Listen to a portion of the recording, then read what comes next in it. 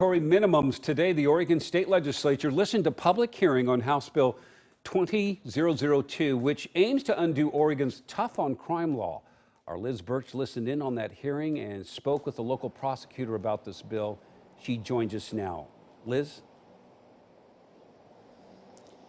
Jeff, dismantling Measure 11 would be controversial already, but right now we're dealing with these calls for criminal justice reform, also coming at a time when we have a major spike in violent crime and shootings in Portland.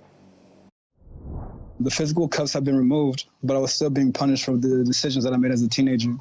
I had never knew how damaging incarceration would be on my employment opportunities, where I could live, or my emotional health. In public hearing about House Bill 2002, those who spoke in favor of undoing mandatory minimum sentences said this bill is an important step in making our justice system more fair towards minority communities. Ending Measure 11 mandatory minimum sentencing matters because I serve Black Oregonians who have Measure 11 convictions, and I see its impact every day. A daily experience of people is hopelessness and an endless struggle in the pursuit of employment, financial aid for education, and housing. But many people who spoke said Measure 11 is an important tool to keep violent offenders off the streets.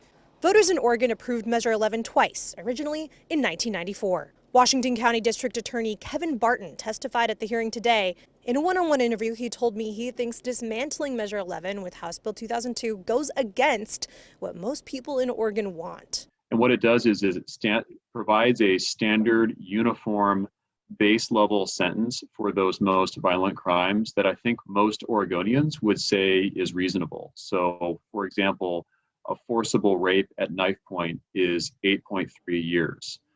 He says Measure 11 worked to cut back on violent crime here and is concerned what will happen if the bill passes.